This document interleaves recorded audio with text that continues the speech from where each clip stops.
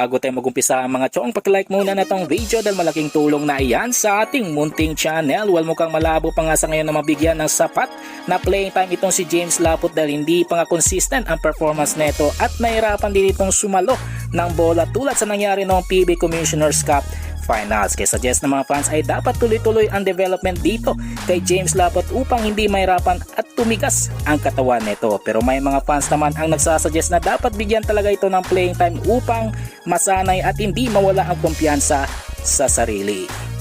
Ibang balita, punta naman tayo sa big man ng Blackwater Bossing na si Troy Rosario na nalalapit na maging isang unrestricted free agent. Kaya nasa kamay na nito ang desisyon kung mananatili ba ito sa kanyang mother club o lilipat ng ibang kupunan. Pero ayon naman sa mga fans, dapat hindi na magdalawang isip itong si Troy Rosario kundi grab na lang ang opportunity na makapaglaro sa San Miguel Beermen dahil magiging fit naman siya sa sistema ng SNB at kailangan din siya ng team upang lumuwag ang spacing sa ilalim tulad sa sitwasyon noong naglalaro pa sa SNB si Arwin Santos. Well, panghuli sa ating balita mga chong, patungkol naman kay Chris Ross na mukhang ayaw pa muna magretiro despite sa panawagan na magretiro na ito dahil wala na nga itong dapat pang patunayan. Well, ayon pa sa mga insiders ang dahilan kung bakit ayaw pa muna magretiro ni Chris Ross ay dahil masaya ito sa kanyang pagiging assistant coach at player at the same time ng San Miguel Beermen. Pero para naman sa fans, dapat mag-coach na lang si Chris Ross upang mabigyan ng pagkakataon ang ibang player ng SMB. Well mga chong, hanggang dito na lang ang ating balitang PBA at syempre